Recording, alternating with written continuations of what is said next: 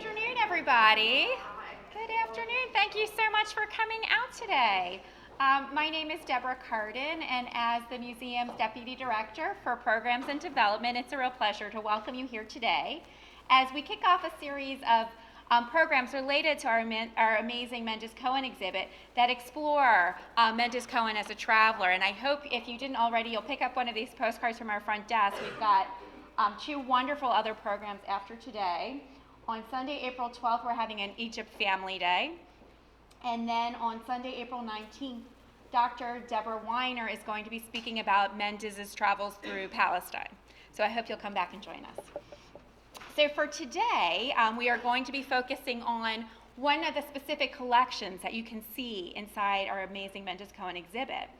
Among many other things, Mendes was an intrepid adventurer who spent several years traveling throughout Europe and the Middle East.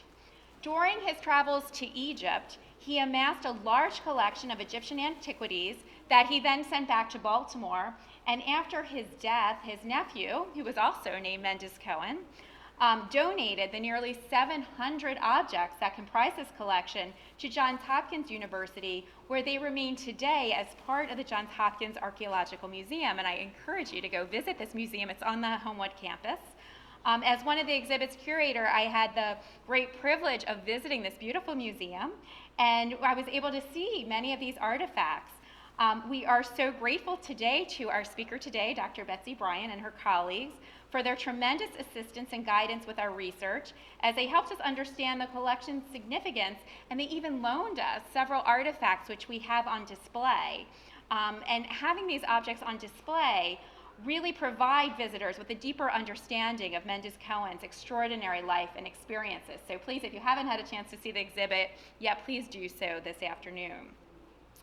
Our speaker today, Dr. Betsy M. Bryan, is the Alexander Badawi Professor of Egyptian Art and Archaeology at Johns Hopkins University, where she has taught since 1986. Dr. Bryan specializes in the history, art, and archaeology of the New Kingdom in Egypt, circa 1600 to 1000 BCE, with a particular emphasis on the 18th dynasty, circa 1550 to 1300 BCE. Dr. Bryan's research interests include the organization and techniques of art production, as well as the religious and cultural significance of tomb and temple decoration. Dr. Bryan has also been interested in the presentation of Egypt's visual history to the public and has curated two major loan exhibitions, including Egypt's Dazzling Sun, which opened at the Cleveland Museum of Art in 1992, which won the Apollo Award as the best exhibition of the year, and The Quest for Immortality, which opened at the National Gallery of Art in 2002 and traveled extensively throughout the United States. Dr. Bryan has also consulted for the reinstallations at both the Walters Art Museum and the National Museum of Natural History. She's currently the director of the Johns Hopkins Archaeological Museum, and we are delighted to have her with us today. Thank you.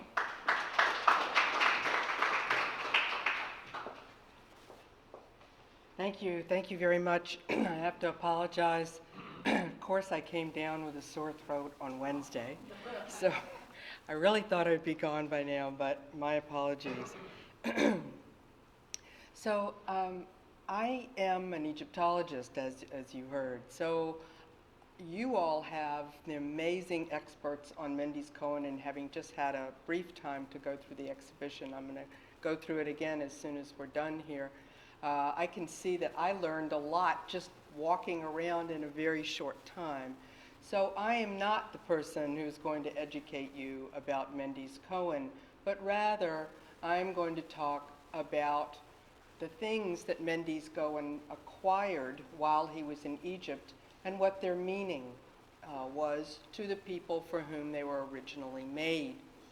And I think you'll see that when I plugged in to the sort of overall set of kinds of objects that people took with them in their tombs in ancient Egypt, the pieces that Cohen collected, he had an uncanny ability to choose the whole range of things. Unfortunately, I can only show you a few things that he purchased, but suffice it to say that among the 700 objects that we have been fortunate enough to have in the Johns Hopkins Archaeological Museum, Cohen's collection is truly representative of that ancient culture, which clearly indicates his real interest in the place that he was visiting.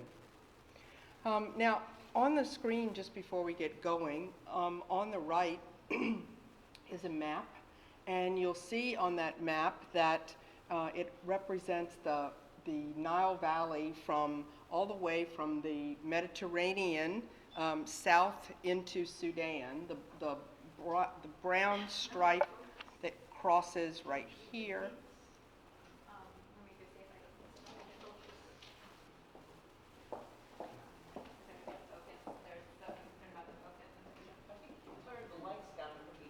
Yeah, I think that would help, actually. If you turn these lights off, you'll see it better.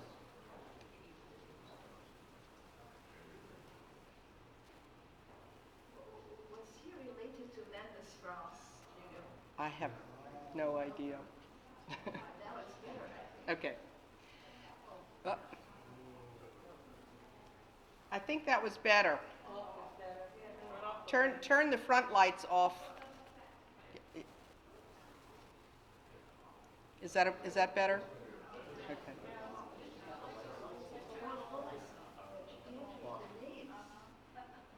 It doesn't matter whether you read those tiny names, I promise you. I'm, in fact, about to show you that when he was traveling up and down the Nile, I assume that one of these will allow me to put an arrow on the screen. This one?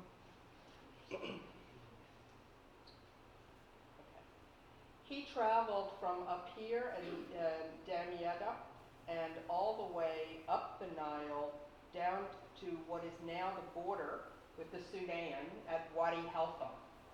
As far as we know, he was the first American to have done that, and of course, as you all well know, he had his own boat, and you've seen inside the American flag that he had made and flew from that ship as he traveled southward. Most of what Cohen purchased as Egyptian objects were purchased in one area, and that is right in here in the area of ancient Thebes, which is modern Luxor. So we've gone through over and over again. He does, in his journals, say something about where things were purchased, but unfortunately often not very, very explicitly. But the reality is that the vast majority of what we can find really was purchased in the area of Luxor. And with that in mind, I'd like to show you that this tiny little, I wish I had a larger picture, but it's very recently been recorded at this great temple, which is now in modern Luxor.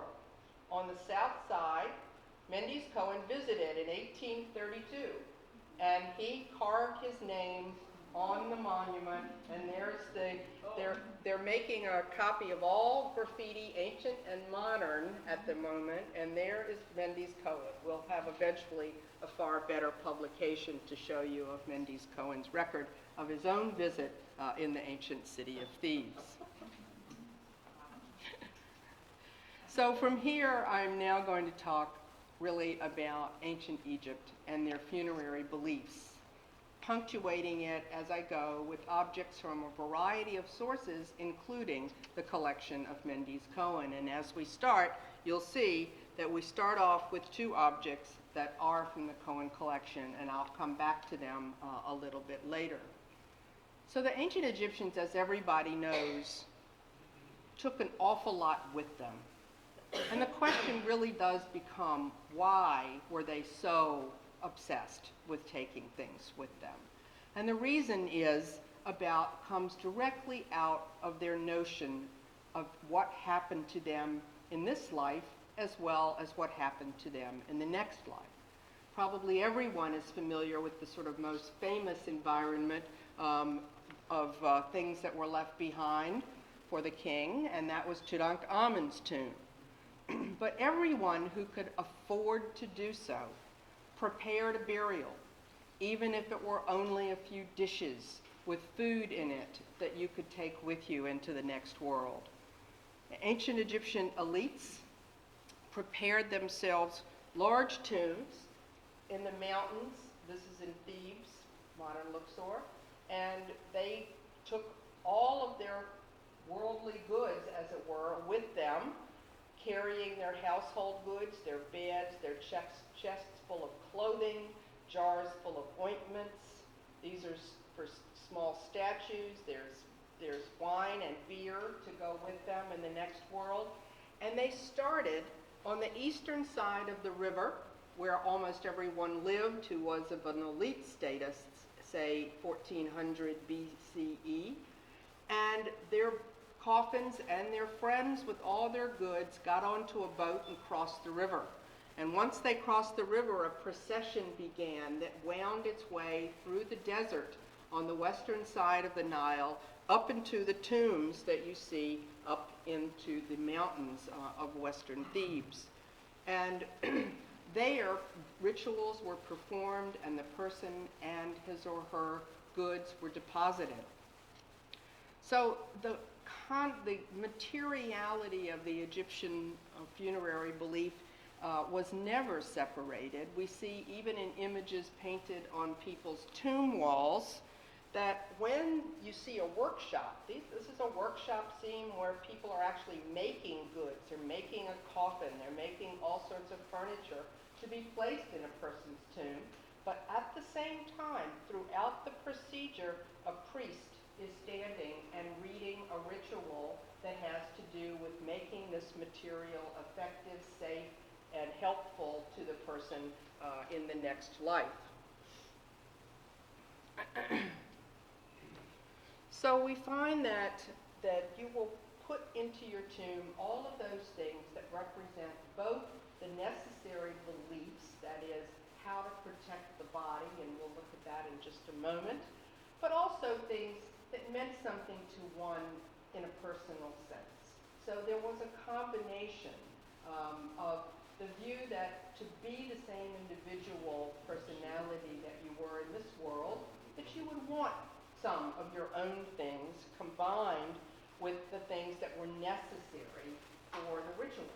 So this is a Cohen collection ointment jar, and you'll see it's exactly the same shape as the ones you see up here under the coffin, where a priest wearing a mask of the god Anumis, the embalming god, is leaning over him, because ointment jars were an essential from the earliest time because it was a way of making a body smell better. But some of these other objects, which come from the tomb of Tut, are things that were personal to them. Now, what did the ancient Egyptians think was going to happen to them in the next world? Oddly enough, there's a lot of similarity between their concept of the cosmos and how the gods had set it into action as there were in much later times. And for example, here's a 15th century altarpiece that shows Michael, the archangel, with heaven above, so where the saints are sort of floating in the sky, and Michael guarding the way to keep hell from approaching. Another view of the same altarpiece, you see the actual people who are the damned shown naked, shamed. And this is not completely different from the sort of erstwhile view that the Jewish religion had in the period after Alexander's conquest, that there was a hell, a physical hell that was about shame. But the difference was that for the Egyptians, there was no redemption. Once you were damned, you were damned. And here, what is interesting to see is that in the heavens, you have everyone happily standing. You have Michael protecting. But down below, here is where you see the soul of a woman being weighed to decide whether she will be kept and sent down to hell, or whether she will be allowed to join the heavenly chorus up in the heavens. Now, interestingly, That is, of course, exactly how the Egyptians envisioned the decision-making about whether or not one had led a reasonable life. The dictate was to follow what God had set in order. It was not to create chaos on earth, because once you did, that was an abomination and a rebellion against the gods. So when you went into the hall of judgment after death, you traveled, they believed, a long way to get there. You had to be wearing very clean white clothing. And when you came in, you spoke your piece, and then your heart was placed on a weighing balance against the feather that represented truth and order. And you'll never see an example in an Egyptian Book of the Dead papyrus where they're out of sync. They always have it just so. Right now, we're not going to let go of that one bob and see which way it goes. Because everybody, of course, hoped that they would be the one that got through. And once you did get through, this would be the deceased man up here, and he had been now allowed into the council of gods. And the ancient Egyptians actually believed that once they got past the hall of judgment, they themselves partook of divinity and were a god who could stride around in the afterlife more or less as they wished. But if you were rejected, this is what you had to look forward to. These are the damned who have been, are being burned eternally. This is actually an Egyptian candle. It's a wick coming out of his head. And these are the damned who have been decapitated and are forced to walk upside down without their heads, to eat excrement and to drink urine for the rest of eternity. They describe in a variety of settings how heads and bones were cooked in huge cauldrons by the gods, and here's a heart that they're about to prepare to put up in the same place. So it was a pretty scary prospect, the idea of being damned. For the Egyptians, you have to understand, they did not believe in something that we would call dead, physically dead. When you passed over, you were not dead, regardless of whether you were good, bad, or indifferent. You could continue to move and do things. And that was even more scary for the Egyptians. To be mute, that is, to be dead, meant that you could still cause problems for people back on Earth. And we see evidence of this all the way back into the Neolithic period. 4000 BC, people were buried with their dishes of food, still hoping for the next life for themselves. And someone came in, stuck his hand down, cracked the person's neck, and took their head. Now we know that these were intentional because we have lots of examples of them, and you'll even find examples where they only took the head and they didn't even take the jewelry that was around the neck. So it was not a theft. It was pure animus, that they were concerned that this person would revisit them in the next life. We even reach a point in Egypt right after the pyramids were being built where they would put an extra head in the tomb, perhaps because of this real concern of keeping the body together.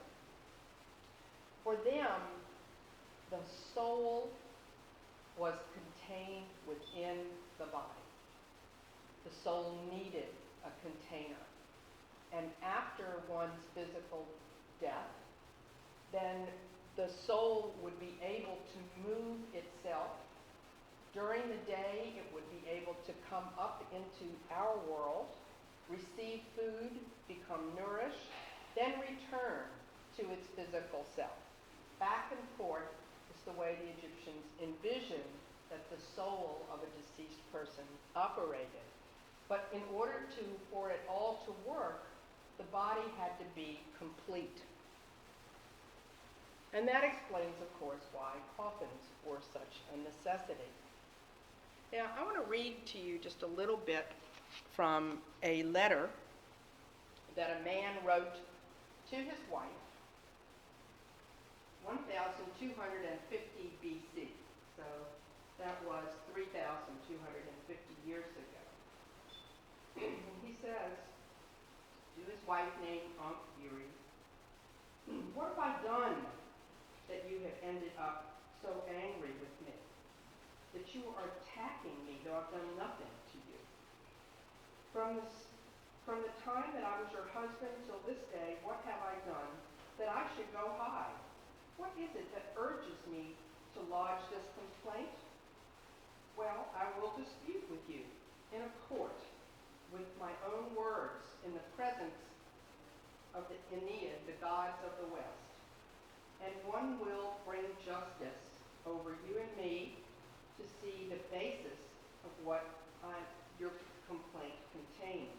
Now he begins to tell his story.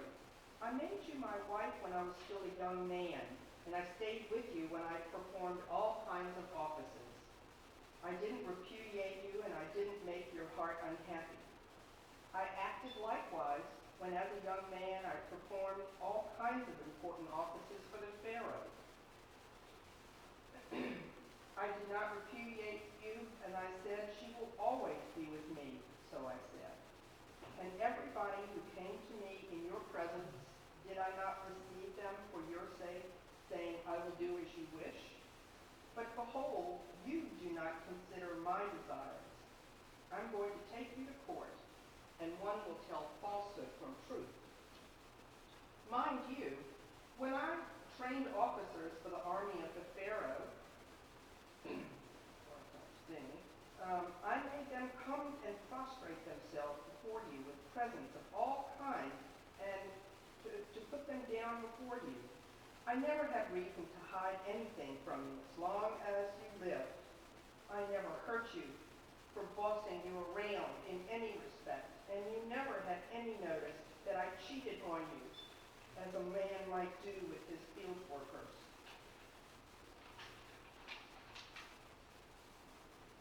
When I was given the position which I still have, and I could no longer travel, I did what everybody who stays home with you, like you. Your commitments, your food, your clothes, they were all brought to you. I never had them delivered anywhere else, but I said, the mistress lives there, and so I said, I didn't cheat on you, but behold, you do not realize how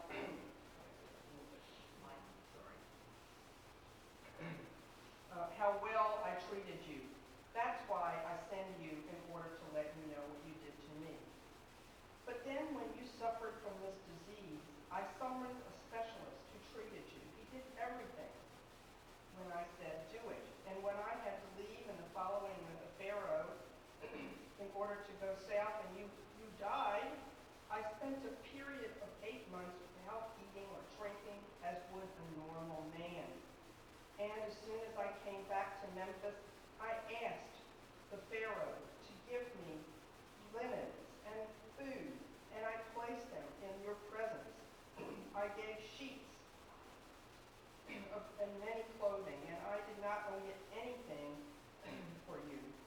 Behold, it's been 3 years I've spent now by myself, on my own, without entering anybody else's house. Though it is not just that everyone else acts like. But look, I did it for your benefit. Now please, mind you, leave me alone. You do not make a distinction between what has been well done and what has not. And I want you to know that up until now, behold, all the girls in my house, I haven't slept with a single one. And that's the end of this letter.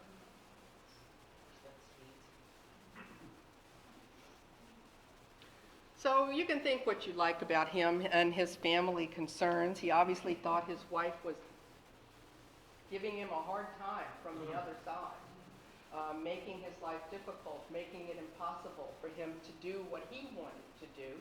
And he came to the conclusion that she was accusing him of cheating. Whether or not that was true, maybe that was his own guilty conscience. But what you get out of this is that even 3,250 years ago, when Egyptian civilization and religious beliefs had been in action for more than 2,000 years, they took it quite seriously.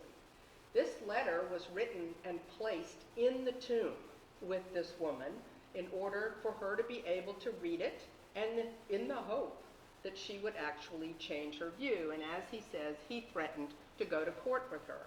And if you go all the way back to the time when the pyramids were being built, that's what was said in curses in tombs. It says, if you enter my tomb without being ritually pure and clean, I will contend with you in the court in the west. Meaning that in front of the god Osiris, the person would accuse you. And that is what the man is saying to his wife, Ankh-Iri. But the seriousness with which they took it really does underpin how much wealth and time and energy was spent preparing a proper place for the next world. And of course, the very first thing that went into that was to prepare a mummy. To make it clean, it had to be washed with natron, which was their form of soap. And then, of course, it was wrapped and sweetened with perfumes. And after that, performances were made on the mummy that were rituals that would enliven it. And what you see here are scenes from a very, very long ritual called the opening of the mouth, where literally a carpenter's adze was placed at the mouth of a mummy in the coffin, and ritually the mouth was opened. At that point, food and drink were placed at the mummy's mouth, and at that point, the enlivening began to take place. Now, what's interesting is that creating a mummy, as you probably are aware, was sometimes pretty tricky. In the earliest times, all they would do would put the body into a very dry environment, and it would turn itself into a mummy. But eventually, they started experimenting with how to preserve it themselves. And when they did that, it usually wasn't all that successful. The wrapping covered up most of the mistakes that were made. But not surprisingly, what you find them eventually doing is equating the coffin itself with the actual mummy. So somewhere around 2000 BCE, they switched from having just sort of rectangular coffins to having them in the form of a wrapped mummy. And after that, what you find is that they will actually use the same word to refer to the embalmed person as they would to the coffin itself. And at this point then, we begin to see early on, not only do we have all of the time spent on preparing the mummy, but we also have the time spent preparing for the burial with enormous amounts of material that would be then deposited in the tomb over here. So what did the Egyptians actually believe happened after death? And as you well know, they believed that the sun god was the primary deity in Egypt. The sun moved across the sky daily, could watch people. He referred to in the texts as the people as his cattle, and that he would actually rise for them and set for them, to care for them. But the sun god even had challenges, and so at the end of the day, the sun set, and there was concern about what happens when it gets dark. So what we find is that the Egyptians began to chronicle their understanding of what the afterworld, the netherworld, was like. So when the sun set at night, the sun in the form of a ram-headed god was in a boat that traveled through an underworld Nile. And it entered there in the first hour of the night. They understood that there would be 12 hours of night, so you see the sun god moving through those 12 hours. And the scarab beetle is a representation of the sun, a symbol of the rising sun. So when you see the old sun who enters the netherworld right at dusk, they put this here to remind you that in 12 hours, that's what they're hoping he will rise up as. So while he's down in the first hours of the night, the sun god has the opportunity to create, again, a cosmos underground or in the netherworld. And it's a place where the deceased people could inhabit it. They had to work for a living, but as you can see here, they get to be dressed in their banquet finery when they're out there sowing seeds. And when things come up and bloom, they are huge and always available to people. But the sun god, 4 hours into the night, runs into a problem. They tow him in a boat, and then all of a sudden you'll see that the water, these wavy lines represent water, changes into desert. This is for sand. And the boat can't go forward. So a magical spell is said, and the boat turns into a snake. So the snake can slither across and carry the sun god through this desert in region. In the 6th hour, at midnight, they are at the deepest, deepest part of the netherworld. It is pitch black. There is no light anywhere. The only light that exists is being spit from the eyes of cobras that are there just to sort of have a little spark in the air. And at that moment, the sun god comes across his own burial. It is his body that he finds with the scarab beetle on its head to indicate it. And when he finds his body, the soul of the sun god that resides in the boat fuses with it. And at that point becomes much more empowered. And at midnight, it switches from going down and descending into potential chaos forever to beginning to come back up to the surface so that he can dawn again. The Egyptians envisioned this themselves in their Book of the Dead that everybody hoped to have with them as their Ba, their personality or soul, uniting with their corpse. Right at that moment, that person will come back into life. Once the sun god begins his travel, he will actually be able to defeat his enemies and to then dispense food and clothing, etc., for all the beatified dead. And finally, in the very last hour of the night, as they tow him, he still looks like the same god, but as they tow him, you'll see that the tow line actually goes straight through the head of the snake and over towards the eastern horizon.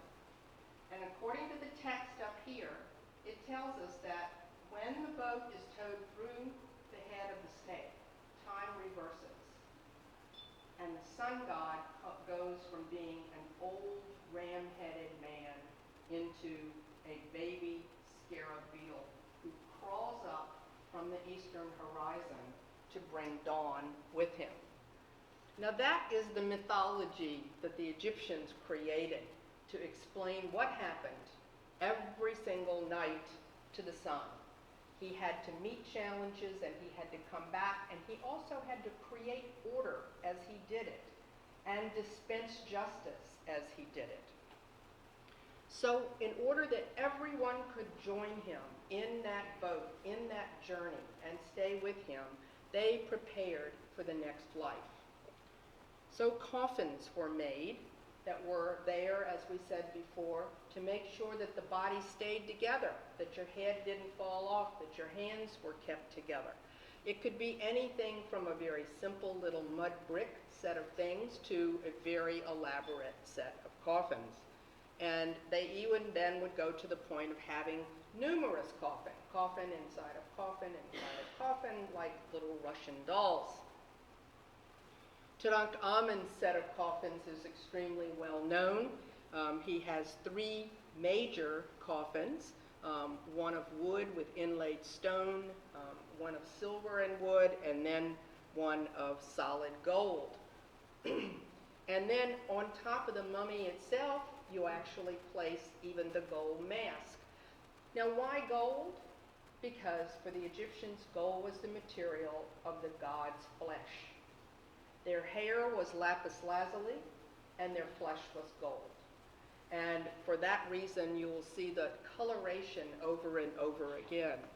But for Tutankhamun, it wasn't just having coffins. It was having shrines that surrounded his body. And here's Howard Carter looking in at the shrine. And when we see this, we see how nested and protected this body was. In 9 different containers was the body of Tutankhamun, and a number of people have indicated that 9 is an interesting number since it's also the number of months in a gestation and a pregnancy, because when people are born, a coffin in ancient Egypt, the word for coffin is suhet, which means egg. They made statues that would then be your alternative if everything went wrong and your coffin and your body was somehow destroyed. If you had a tomb statue, your ba could reside there for the purpose of receiving offerings. So you see people presenting themselves on the walls of their tomb. It's not just to sort of depict and memorialize their life, although that's a primary reason, but it's also to have as many images of themselves as possible for their soul to inhabit. And they would go to lots of lengths, if they were wealthy enough, to be able to make sure that everything stayed put. So these were the gold stalls that are actually placed on a mummy's fingers of a king who lived around 1000 BC. The same was true of neck of jewelry. It was for an amuletic purpose. So this is a bracelet, and this particular king was buried with one of these on each wrist. And the amulet is there for health and soundness, so that you didn't actually separate wrist and hand as you were preparing. Now, everyone had to also have something to contain their bodily materials. As you well know, mummification required the actual viscera to be removed and embalmed separately. Most of the time, it was stored in jars like these, but in some cases, like in the piece that we lent to the Jewish Museum, which is on display here, it's just in the same shape and form, but it's not a vessel itself. And in those cases, the wrapped embalmed viscera were actually placed back inside of the mummy.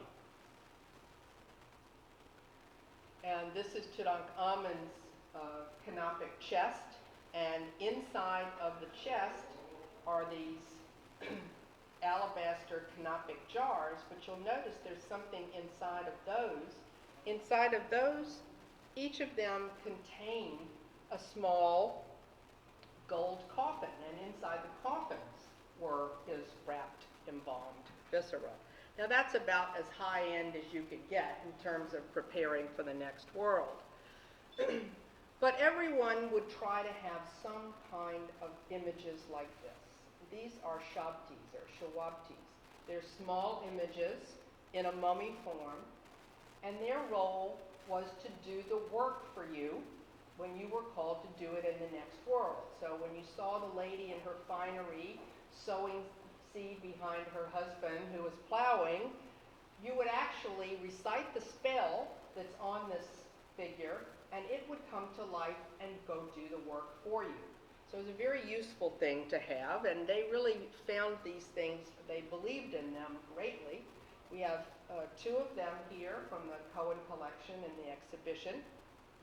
And they're made of a synthetic material called faience, which is a vitreous material. It's made from essentially ground sand that's been mixed with an alkali.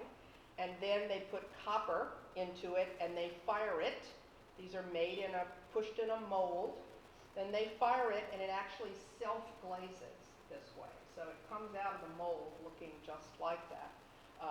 The Egyptians made this material for thousands of years, and eventually it was made all over the Mediterranean. And it was particularly popular because you could do it in a variety of colors. Another thing that was a requirement was to have gods to protect you on your journey in the next world. So Tutankhamun, of course, could afford to have gold things of all sorts.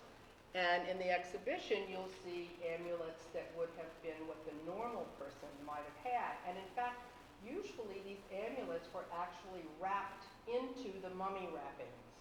And sometimes they actually were very intentionally placed. There are ones in the shape of a headrest that were actually wrapped right behind the head. Another one that's in the shape of a papyrus column, which was placed right here at the necks to try and keep the neck knit together. So here you have a variety of Egyptian deities who are there. Nephthys, the sister of Isis, Isis herself, who protect the mummy. That is their role. The offspring of Isis, Horus. And over here, Anubis, the god associated with embalming. Other amulets that would evoke the solar journey, that story of the sun god, included such things as amulets that show the goddess Hathor, that show the goddess Ma'at, whose name means order, and of course the scarab, which is the symbol of rejuvenation. And from the Cohen collection, we loaned this heart scarab, which was placed literally right on top of the person's heart. The heart was an organ that was not removed. The Egyptians believed that it was the source of all thought and all will and desire and emotion. And therefore, the heart spoke volumes, and it was your heart, of course, that was then weighed in the next world.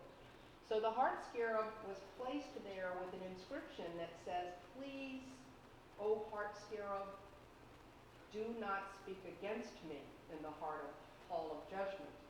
So sort of hedging your bets. And here, of course, is the eye, the wedge-out eye, which protects and keeps the body sound and safe. Now, the other side of it, as I said before, is that all of these things are things that were needed from their point of view to protect them, to keep things together. But they could also want to bring things that really meant something to them. So cosmetics and jewelry are things that you see a great deal of, and here you see a lady being given something to drink as she's being fanned. And the Egyptian sense of humor shows a mouse sitting here and being fanned in a similar way by a cat, so that you could sort of think about that as a real offering scene. It's a typical offering scene from a tomb. The other thing you see is the use of these cosmetics was very, very common, and here are glass vessels that would have held perfumes. This is on loan inside the museum here. And it is also a cosmetic vessel, and you see very similar in shape. This, however, is an eye paint vessel that you would use to put on coal or eye paint. And again, on a tomb wall, this Egyptian artist was sort of making a joke because they're all supposed to be working and building stuff for the deceased man, but this guy is busily using his paints instead to put eye paint on his friend.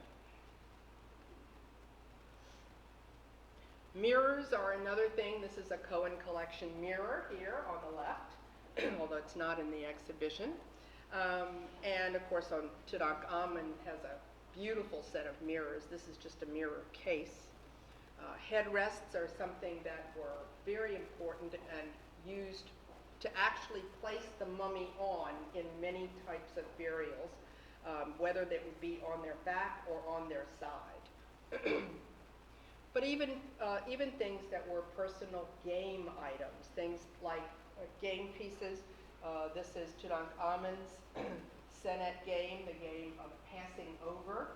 And here is one from another elite, and on a the coffin, you actually see a man playing a game of draughts. He's about to move these little separate pieces on the game board. Furniture, of course, was a common thing, so people would actually take furniture out of their homes and place it in their tombs because they figured their family member would need it. And if they were less wealthy, they might be sort of benches rather than full chairs. Jewelry is another thing that you'll see frequently placed in people's tombs, and anything from the fanciest, like these royal pieces, to very simple beads. But it was something that one wanted to be buried with.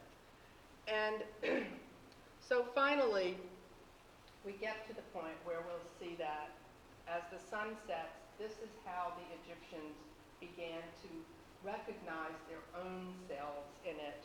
The image that you see down here, the two lions represent the separate horizons, yesterday and today, and the sun rising between them. So they believed that whatever happened in the past lived on with you, but there was still the opportunity for change in the future. And so they hoped that they would be able to follow what the sun god prescribed for them. And the final image is how they envisioned the awakening in the next world in the hope of actually living forever. And you see on the shrine of Tutankhamun the rays of the sun coming down and hitting a mummified person, and at that point he lifts his head just enough to indicate that revivification may happen. Thank you all very much for listening.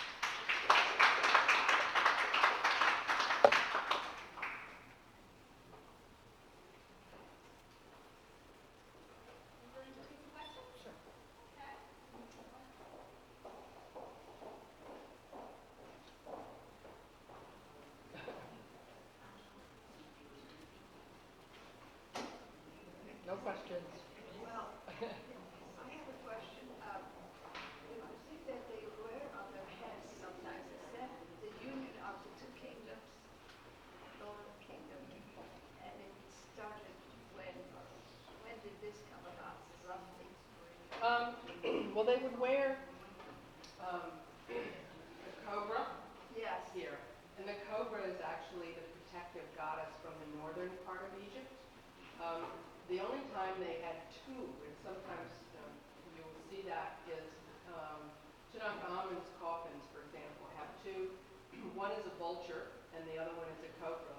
And they are the two goddesses, one of the north and one of the south. But you only actually see it on funerary objects. Yeah. What is it about the scarab that makes it such a good image and metaphor for those things? Okay, so it's interesting because a few years ago I went to South Africa, and although I got to see an awful lot of wonderful animals, the thing that I got the most excited about was seeing an actual scarab beetle in action. Because what they do is they, when they give birth to thousands and thousands of tiny, tiny little beetles, right, they keep them in a dung ball that they actually hide under the ground, and they stay inside of it, and they eat their way out because it's their form of food. So what you'll see, and we actually videoed this because I was so excited, was the beetle pushing this humongous dung ball. It was this big, and the beetle was that big, pushing it up a hill into the hole where it was going to store all of its little babies. So the Egyptians saw that, and they recognized that life came from this ball, and they recognized the ball, they saw it together with the sun.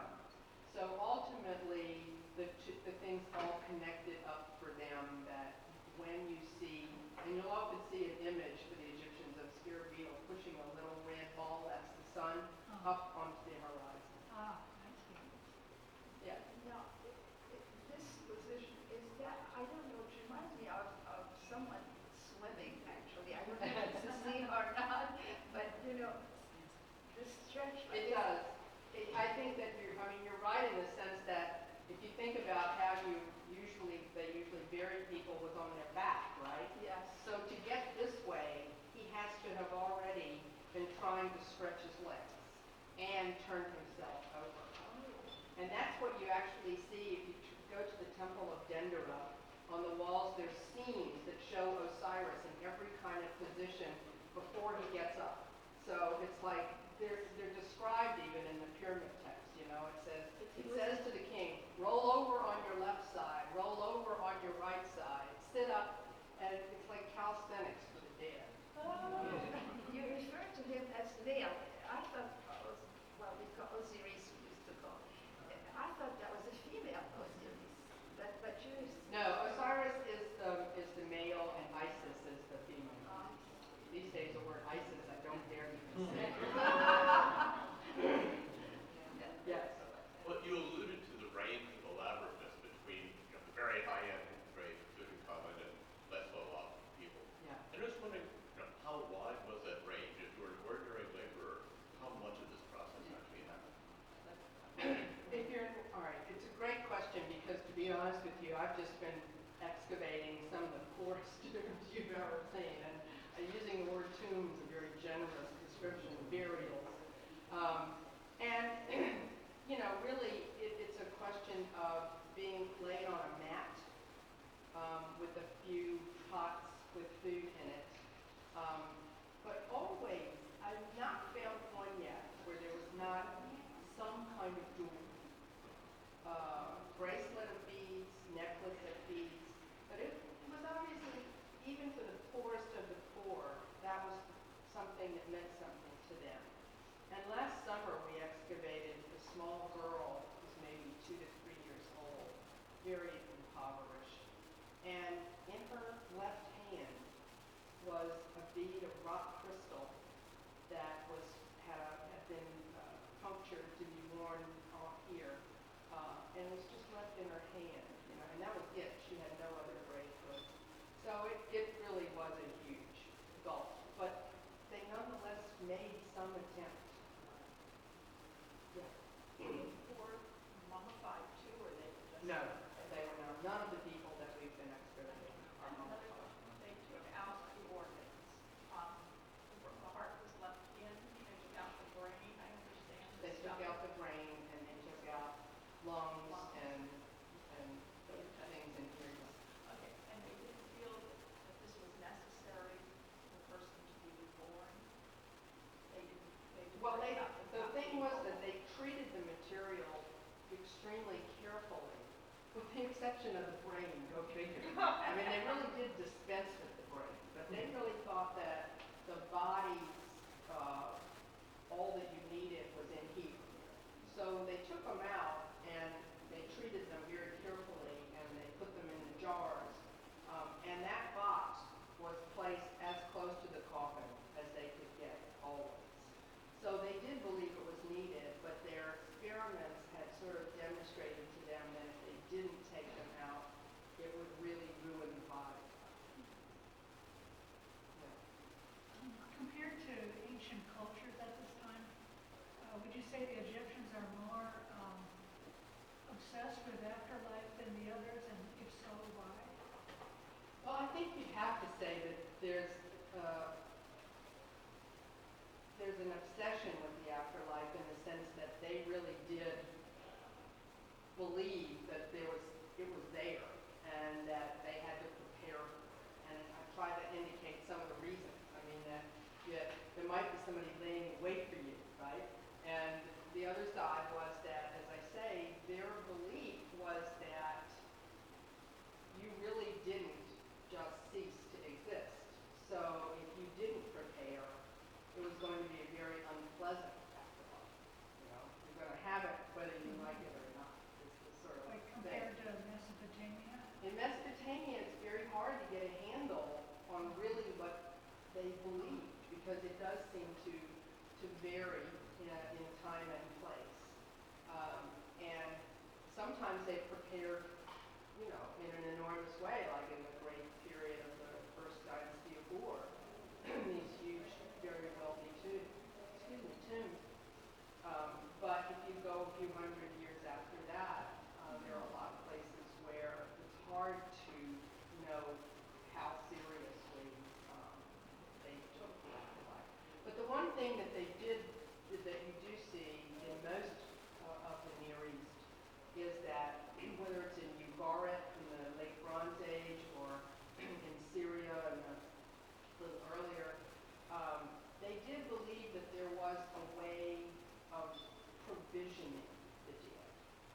So even though they didn't put as much wealth inside and under the ground, they would have usually a spout that you could pour libations into, that you could actually try to commune with that person by provisioning them and making sure that their afterlife was more pleasant by that means. So you do actually see that in pretty much all places.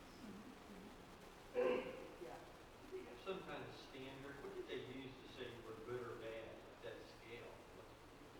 Was there some moral code or scripture or something? Well, if you read the chapter 125 in the Book of the Dead, that's the sort of negative confession, and you have to say, I didn't do X, Y, and Z, and it reads like a sort of normal list of things that one would do. I didn't kill anybody, I never harmed a widow, I never harmed an orphan. Orphans and widows are very high up on, and then it gets really kind of almost tiresome in the sense that it gets very specific to graft and embezzlement, because the Egyptians were very bureaucratic people, and so they were very concerned about whether or not someone stole land from somebody else, for example. So you had to swear that you hadn't faulted the measurement of your land, and so it went on like that. So those were the primary sort of moral things that one had to do. And usually if you read what someone would put on the walls of their tomb, they would have a form of that, but not in the negative, in the positive. So they would say, I gave bread to the hungry, I gave a boat to the boatless, I gave, the widow what was left from the food, so forth, so that they could define themselves in a sort of ideal moral environment. But the other part of it was that there were sort of ritual taboos. You couldn't, pork, for example, you didn't have pork. And a whole series of things that you couldn't eat, that you could never enter the temple, if you were not ritually clean, and that meant not having had sexual intercourse in at least 7 days. There's a whole sort of series of things that were added to the moral side that were sort of what they call abominations that the God would. Thank you. I'm sorry. I think we probably have come